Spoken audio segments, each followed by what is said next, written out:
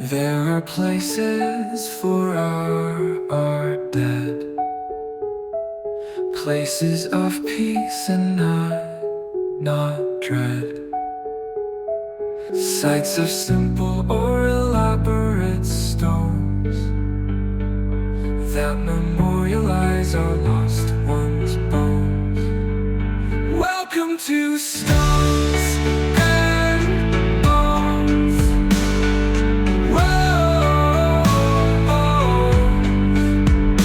welcome to Stones and Bones. Whoa. Hello, you spooktacular people. Welcome to Stones and Bones 5. I am your host, Diane. And this is Kelly. On this episode, we have a real treat. I'm so excited about this. We're going to be joined by Rosie Grant, who has gained a large following on TikTok and Instagram. She's been featured on shows like Good Morning America with a very unique angle. She collects recipes from headstones, and she not only collects them, she actually cooks or bakes the recipe. And a lot of the time she goes and visits the headstone, like she's showing them, hey, I made what you put up on the headstone. How are you today, Rosie? I am so good. How are you both? We're doing great. We're doing well, thank you. Oh, that's great. So where are you located? I am in Los Angeles, which is delightfully raining right now, which for people following the LA news is a really exciting, we'll see with like mudslides and stuff like that, more spooky stuff. But that's where I'm based right now. Gotcha. I'm actually a 45-year native of Southern California, so I'm very familiar with the mudslides after fires. So, Oh yeah, there we go. Or even with the fire. So thankfully you've been out of the vicinity of the fires.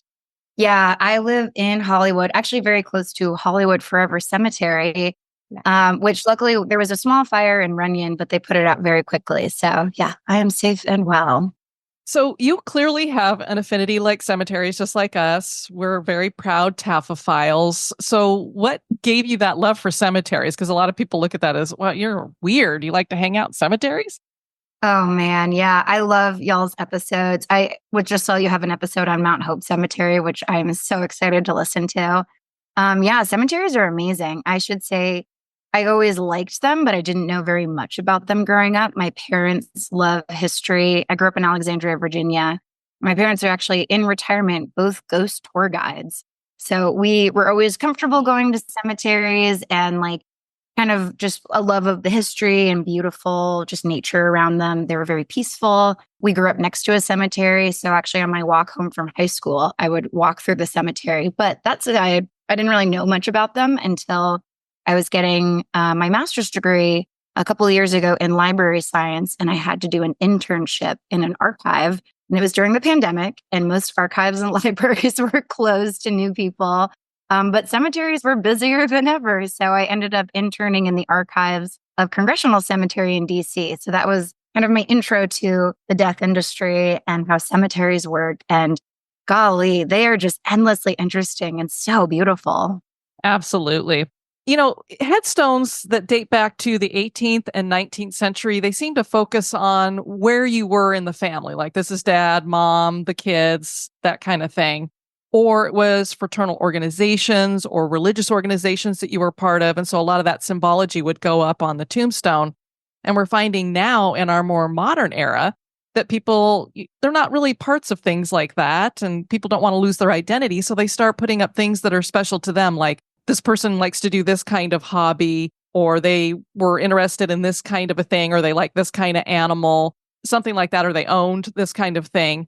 And recipes, interestingly, have become part of this new kind of modern thing that shows up on cemeteries. And sometimes women didn't really have their own name back in the day. It would kind of be like, this is Mrs. Josiah Smith or whatever, or, wife of, and it never would put a name in there. But recipes are very female. I mean, there's a lot of guys that have recipes too, but it seems like this is a way to kind of showcase the women and put them out there. We're fascinated with how this all got started for you. So when did you notice that some headstones had recipes, and what made you decide to try out making those recipes? Yeah. Oh my gosh. You just did such an amazing, succinct history of how cemeteries have changed in the last 100 years. because it's all so true. So I was familiar with more the traditional, like mother, father, death date, birth date, like a very genealogy type of purpose. A little bit of that has changed because of like technology. We have like lasers that can carve granite. And so we have the ability to personalize things a lot more than we used to. But yeah, that being said, the first gravestone recipe that I learned about. So when I started the cemetery internship, I had started a TikTok channel about my cemetery internship, basically, because I was learning a lot and I just was finding so many beautiful ways that people chose to memorialize themselves. And the cemetery I worked at was really big on like telling that history and then sharing these stories. And so I eventually moved beyond just to feature other interesting memorials of people, mostly around the country. And that was when I first learned about Naomi Odessa Miller Dawson. She's buried in Brooklyn, New York, and she has this gorgeous, it looks like an open cookbook, like on a pedestal. And when you walk up to it, it has the ingredients for her spritz cookie recipe. And I just thought, oh my goodness, that is so cool. I've never seen that before. And I wondered what they tasted like. And a little bit, again, this was the pandemic time. So we were home more. We were cooking. For me, at least, I was cooking more. And so I was coming across different recipes that I finally had time to try out. And so I'm like, a recipe on a gravestone, like that's got to be a pretty good recipe, right? Like it made it onto her memorial. And I made it and I posted the process. And that was kind of how this really got started because so many people like me were writing in being like, oh my gosh, I've never heard of this. And, I still make my mom's cookies when I miss her. And I wish I'd gotten my grandmother's recipe. And every year we remember my dad this way. And so recipes really were just this way for people remembering a lost loved one. And it's so visceral. Like when you taste that, that dish, that cake, whatever it was, you're like brought back in all of your senses to them. And I just thought that was the coolest way. And I should also add, during the same time, I lost both of my grandmothers from complications from COVID. And so I was already in a place of thinking of like, how do I remember someone? And like we would tell stories and it kind of brought them back to us. But when we had the yellow cake my grandmother made for all of my birthdays, or my dad, his mom made for him a like maple walnut cake. And it just like really brought them back into the room with us when we would eat these dishes that we had with them while they were alive. So I just thought this was the coolest thing. And I thought, first Naomi. And then when I was Googling just to learn more about her, I learned there was a woman named Kate Andrews who had a fudge recipe and she's buried in Utah. And a woman named Maxine who has a Christmas cookies. She's buried in Iowa. And I thought, how cool. There's 3 people that did this. And then there were 4 people, and then 5, and then 6. And then as I was posting, families started reaching out being like, I thought my mom was the only one who did this. You should try her cheese dip recipe or her carrot cake recipe. And so now I'm at 45 recipes from around the world at this point, and it's just like endlessly interesting. I love how people decided to do this. I love that so much. And it's such a unique and personal touch. It gets a lot more personal than just an inscription or this was their hobby type of thing. I mean, that's just so personal and neat to remember them that way. With that spritz cookie recipe, was that the first time you'd ever tried spritz cookies?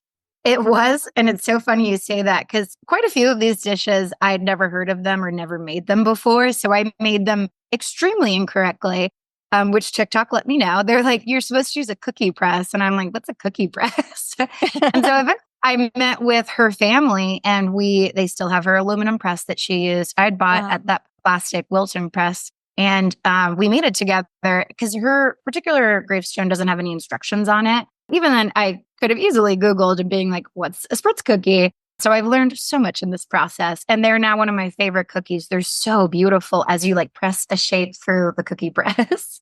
Yeah, they're beautiful. They taste great. It's fun to decorate them. But man, they are a monster sometimes to make them with those cookie presses. And the more modern ones, I don't think work as well as my mom had one that was kind of an electric one that you would plug in and it had the metal and all that stuff. And it works so much better than I used to have this plastic one that was just, I would finally give up after about halfway through because I'm like, this is not working. Oh my gosh, that is so my experience. I did eventually get an aluminum press just to try to mirror what she had. And she particularly liked Christmas trees. So there's one that has like a little Christmas tree shape that she would press through. But yeah, it is really interesting of like recreating gravestones. and the technology behind our cooking, even ingredients like I didn't know what Oleo was, which is apparently like an alternative to butter at the time that used to get used in a lot of like Great Depression cooking. And even like I had to buy an ice cream maker to learn how to make ice cream. And fudge, I've been in conversation with this one family because I've never made fudge before. And so that's been a very fun process. So yeah, the technology and cooking, sheesh. What inspired you to share this with the world? I mean, I think a little bit was my own explorations around memorial and death. I think there was a lot. First of all, I just found it interesting. It was an excuse to go visit more cemeteries and then just visit. I mean, essentially, when I think of American cemeteries, they're technically our first public parks. And so when you think about like the actual like Mount Auburn, which was a planned cemetery, it was inviting to visitors. The idea was people would go on weekends. They used to have picnics and like horseback riding. And this was a very encouraged thing at the time. Nowadays, we've moved so far away from that where like, I have friends that hold their breath when they pass a cemetery and just this idea of it being this like scary reminder of death, memento mori in a negative sense. And I think like even my own upbringing, we love cemeteries, but we're very afraid of our own mortality. So I think a little bit of just, I was interested in this and I was in my own grappling of like losing two grandparents who I was very close to and thinking about like my own family's mortality. And I was really uncomfortable with that. And there's something amazing about a gravestone recipe because it allows, or any sort of memorial, that it's like you're focusing on the life of the person, less so than the death or the ending of something, is like you're still celebrating them. And it was just an easier way to talk about something that I found really hard in a really beautiful, positive way of like even with my own family, we don't like talking about these really tough topics, but we can be like, oh my gosh, Dad, you love this song. Would you want this at your funeral? Or my mom loves plants and like, does she want to be turned into a tree one day, which is like an option. And so we can think about ways of like who we are in life and that being carried on in different ways. Like, how do you want to be remembered, basically? So yeah, I just find it endlessly beautiful of like these people who have already decided to kind of like hold the person up rather than being like, let's not talk about it because it's scary. Linguist Colleen Cotter wrote in her essay, Claiming a Piece of the Pie, How the Language of Recipe Defines Community. A recipe can be viewed as a story, a cultural narrative that can be shared and has been constructed by members of a community. And, we always say that to get to the heart is through food, or that cooking or baking is a love language, that kind of thing.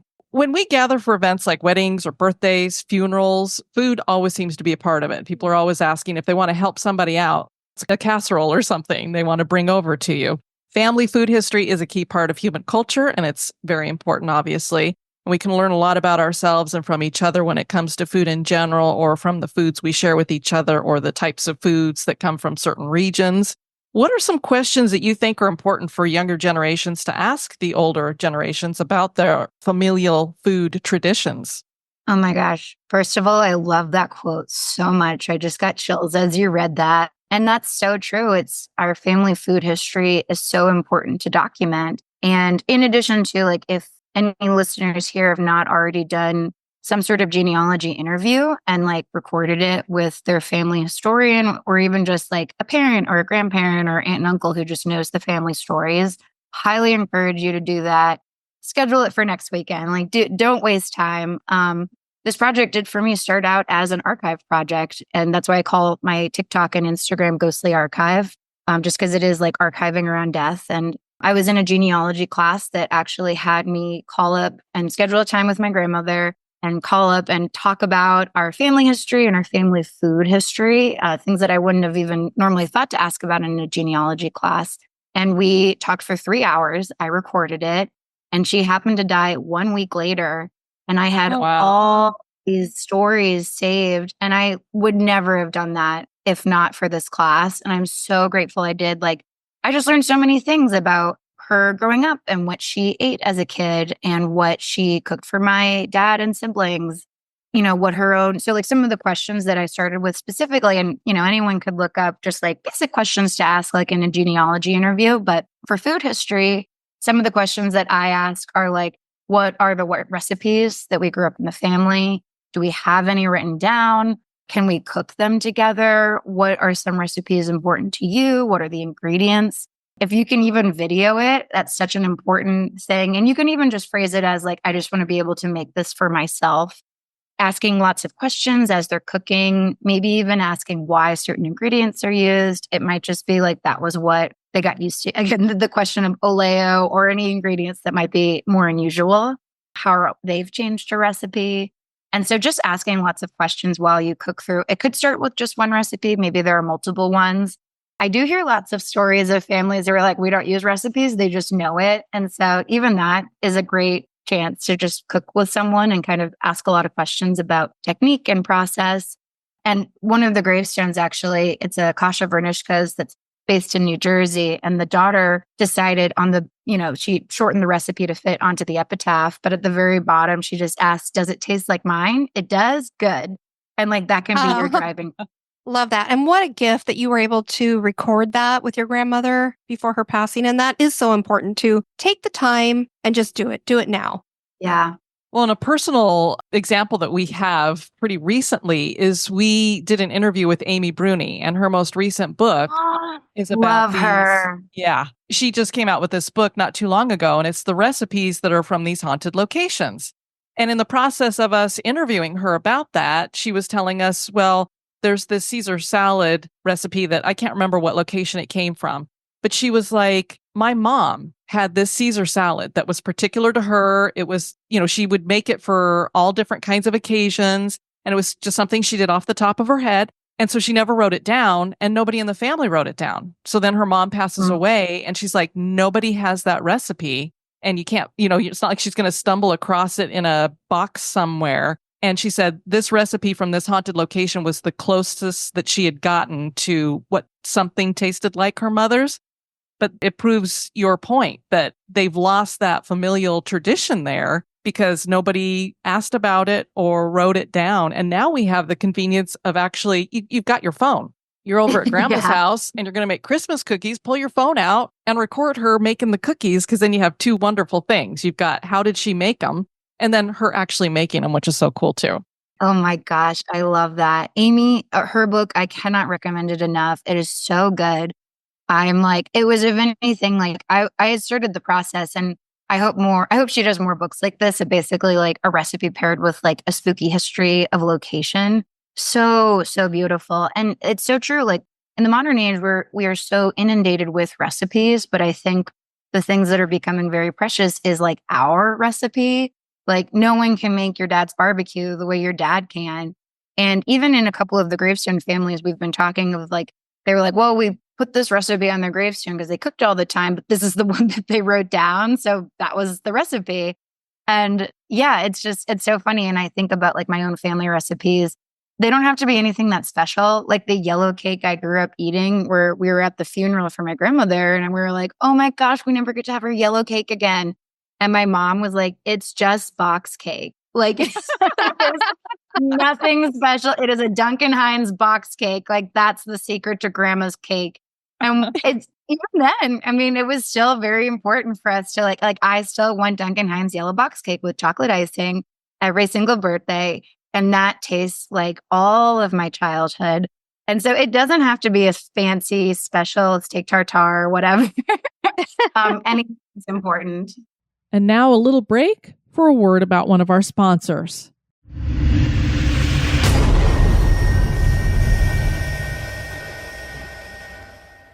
You have been finding these recipes on gravestones. Do you find them anywhere else, like obituaries or any other types of places? Totally. Yeah. I mean, death and food and memory all are so nicely tied up together in so many ways. So obituaries, there are quite a few. Putting together a cookbook at this point, specifically of gravestone recipes, but in the process, quite a lot of obituary ones. I found about 60. I'm sure there are way more, but just in keyword searches. Quite a lot of desserts, still very cookie, dessert heavy. The Washington Post actually had an article saying there's like 1 million casseroles in obituaries, which I was so fascinated by. But then I actually myself could not find that many casserole ones. I was almost expecting more, because in an obituary, you don't have the same space limitations you do for a gravestone. Right. But yeah, definitely lots of obituary ones. Lots of, at many funerary services, people might hand out like a prayer card or a memory card.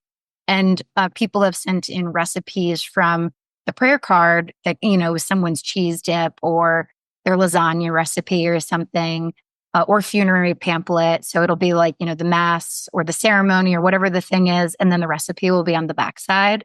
There's a couple of gravestones where I'm including them that the grave itself doesn't have the recipe, but there's a nod to it. So there's a woman in Illinois who her family put this cute little laminated card of her recipe in like a little post next to her gravestone. And so it's just like a DIY laminated, and it's her chicken and white wine sauce, which is so good. There's another woman in Texas, and her gravestone says she made the best meatloaf. And we actually have her meatloaf recipe. So I'm including that one. And then the guy who essentially is credited for inventing the Irish coffee, Joe Sheridan, who's buried a little bit outside of San Francisco, his gravestone says he gave the gift to the world, his Irish coffee, and we have his Irish coffee recipe. So I'm including him too. So a lot of like food tangential in death and memory ones that I've come across. So you found 45 headstone recipes. Is there one that just really stood out to you that you would say is your favorite? I mean, of course, all of them are so freaking good. They made it onto the headstone for a reason. I would say the ones that I make the most frequently are just the ones that I liked as a kid. My mom made snickerdoodles when I was a kid, so I love a snickerdoodle cookie. And there are actually 2 snickerdoodle cookies at this point. A woman named Annabelle has one, and that was the first one that I came across. And they're such a typical grandmother cookie. Like, A makes a million cookies, and she hand them out to like, the postman or the handyman or like all grandkids. They were just always these cookies around, they're built for sharing. So I love those ones a lot. And then my family has a chocolate silk pie, which we always just called chocolate pie growing up. But there's a woman in Kansas, and her chocolate pie is on her gravestone, and it is so good. So those ones I make the most frequently just because I'm like very nostalgic to them. Do you have a particular recipe that is a part of your life that you would envision in the future if you are going to have a headstone that would be on your headstone? Oh my gosh. That is my favorite question that I always struggle to answer, because I have started talking with Congressional Cemetery, the place that I interned at, to buy a burial space there. And I just thought, for the sake of like an educational, my own knowledge and sharing moment, buying a headstone. They're running out of space. That's part of the reason why I'm thinking of doing it on the sooner side. Hopefully I have lots of time. I love making homemade pasta, and I particularly love a homemade pasta paired with clam linguine. So I was thinking of a clam linguine, but it is interesting because a lot of these recipes are what your loved ones enjoyed of your cooking. So it wasn't maybe the person's favorite recipe of their own. It was just the family being like, oh, we remember them for this. And even of my friend group recently, I really love making gumbo. And so my friends have been like, oh, we would actually take your gumbo recipe. That's our favorite of yours, which would be a little bit harder to fit onto a headstone. But yeah, if I were to pick, my favorite is clam linguine right now. One of the favorite ones that I saw that you had up on Instagram is out of Alaska, and this is in the Nome City Cemetery. And it's this black obelisk. And the first thing that catches your attention is there's this Cool Whip tub on it. So I was like, oh, is this a recipe that's something that you put Cool Whip on? But it's not like a pumpkin pie recipe. And then as you learn the story behind the woman there, you find out that she liked to deliver the cookies in a Cool Whip tub, which I thought was so cool. Her name was Bonnie Johnson, and these are no-bake chocolate oatmeal cookies. And she was looking for something that she could make that was easy for the kids. And of course, in Alaska, especially, I think she lived, several decades ago, she's making these cookies, and they weren't getting a lot of stuff there fresh, especially during the winter. Wow. And I just thought that was such a cool thing to actually have that on the headstone too, not just the recipe, but the implement in which she delivered them. Oh my gosh. I love that headstone and that family so much. I was so lucky to get to travel out there and visit Nome. And Nome itself is so for people familiar with like the Iditarod, like the Alaskan dock sled rest, it ends at Nome. And yeah, it is far away. It's really expensive to get stuff out there. And so the no-bake cookies, and speaking of ingredients, were shelf-stable cookies. All of the ingredients were things you would have around the house. they were fairly affordable considering it just like we went to the grocery store and water was $40. Like water Wow. was $40. And so everything is just very expensive. And that's just because everything has to be shipped in. It's just like a whole thing. And so something as simple as like oatmeal and chocolate and butter. Butter is actually quite expensive to get there. So it really was a treat. She had 4 kids. She was a single mom, and everything in Nome gets reused. People do not throw away anything because it's so difficult to get stuff up there. So something like a Cool Whip container, which, you use the Cool Whip up for whatever you're making and you save the container and that becomes your Tupperware, and pretty much everything that made it into the house got reused. So that was just this sweet nod. So yeah, it's the recipe, the Cool Whip container that she would store them in. And then on 2 other sides of the grave are poems by her granddaughters, which so sweet. So do you have a favorite cemetery? Not necessarily one where you found a particular recipe? Golly, I mean, I'm very partial to Congressional, partially just because Congressional Cemetery in DC does so much programming. They've really figured out that, like, and a lot of people feel, I think, a little uncomfortable with going to cemeteries still. Understandably, again, if you're, fearful of your own mortality, or even just people who are like, I think it's disrespectful to go to a cemetery. And to that, Congressional made the decision that for the life of the cemetery, for the people in the community to care about the cemetery staying around and being cared for, and have people like do yard keeping and preservation work. They really needed people to care about it, and so they started doing programming really to connect it with the local community. They now have an apiary, so you can get cemetery honey, like it's honey that's harvested there. They're looking at some point having a community garden space. They have like a really amazing like natural tree planting going on. They teach volunteers how to do cemetery preservation work, how to clean gravestones properly. They have history tours. They have book clubs. They have a death doula. They do so much work just to make people feel very welcome while also still like handling the respect of the cemetery. So I'm obsessed with them so much. But outside of that, I'm in LA now and I live near Hollywood Forever, which is, if anyone is ever in LA, it is the kookiest place I have ever been. They have peacocks. They have a cat calling. You can go to if you ever take their tour, they have a Saturday tour with Carrie Bible, who's just this, she loves old Hollywood history. So she'll give you the Judy Garland tour, and like you're learning about all these Hollywood starlets, in addition to these really beautiful mausoleums and gravestones, and like so many. You'll walk past a gravestone of this guy, Jonathan Goldstein, who says, "I love tacos" on his gravestone. And it's just, it's such a fun, also a lot of community programming, community events. So they're super cool too. Our first date was actually to Hollywood Forever Cemetery. No way. Who proposed that? That is so good. I don't know. which of us. I had just flown out to California to meet her in person because we'd met online. And so I don't know. We just was like, what's a cemetery that's nearby? And that was the one. And I'm like, I've always wanted to go there. And it is extraordinary. It's so cool because, like you said, it's very quirky, but it's got so much great stuff. I mean, it's got the huge mausoleums in there. And then, so many famous people are buried there. And, there were some more recent burials of famous people that were right there as well.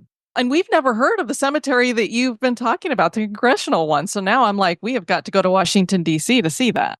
Oh, yeah. Yeah. DC has some really beautiful ones. I mean, all around. I know I have to listen to that Mount Hope one. Mount Auburn, Greenwood Cemetery in New York is just so cool. Like there's so much cool things happening at these big cemeteries, and both in cities and out of cities. And like, it's just so amazing to see communities really forming around to care about them, because that probably is the only way that the cemeteries will stay around. Like in Maryland, where I did my master's program, there were unfortunately a lot of cemeteries that eventually became derelict, and they lost their archives of like who owned the land, and they were just bulldozed. They became a parking lot or a mall. And so it's really important to like be connected to a local cemetery, just because that might be the only thing that keeps it around. There's something else really cool that we learned from your Instagram. You have a reel there featuring Dolly Parton. And I had no idea that she loved cemeteries the way that she did. And she even puts it the way that we would. Like, I'm a weirdo. I like cemeteries. And there's other people like me. I love cemeteries because when I was growing up, that was some of the best kept. You know, people always took care of the grave. It's like a golf course. It's a very peaceful, quiet place to go where nobody but weirdos like me really want to hang out. I don't go there just to hang out with the dead. The dead don't scare me, though. It's the living that's got me frightened. So I just love that. I was like, we already love Dolly Parton, but that just was like, wow, that just put her up on another level. I know, as if we could like her more. And she's like, I like cemeteries. Like, the dead don't scare me, the living do. Like, oh, Right. it's so good. Totally relatable. And that's what we'll tell people. They're like, oh, I'm afraid to go into a cemetery. It might be haunted. And I'm like, the only time I'm afraid to go into a cemetery is if it's kind of dark or, you know, in some of these cities that are a little bit more dangerous. And it's not because I'm afraid I'm going to run into a ghost. It's because I'm worried I'm going to get mugged by a real person. Yeah. A person. The people in the area.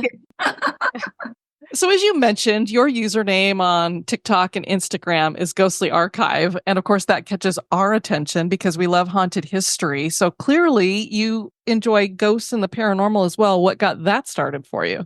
I think probably similar to like my parents just living history. We grew up doing lots of ghost tours as kids. There's just something so beautiful about a good, I just love a good ghost story. And I don't know, every time I like learn history and it's just like dates and facts, I'm like, And then you add like a ghost story to it. I'm like, oh, I'm leaning forward. I want to know more. I did grow up in Northern Virginia. So Alexandria, Virginia just has so many ghost stories. Every house feels like it has a haunted story. Washington, D.C. has lots of ghost stories. And so maybe just being around it and like y'all tell some really good ghost stories on your podcast. So I do feel like maybe my favorite storytellers just so happen to be ghost storytellers. Lean into it.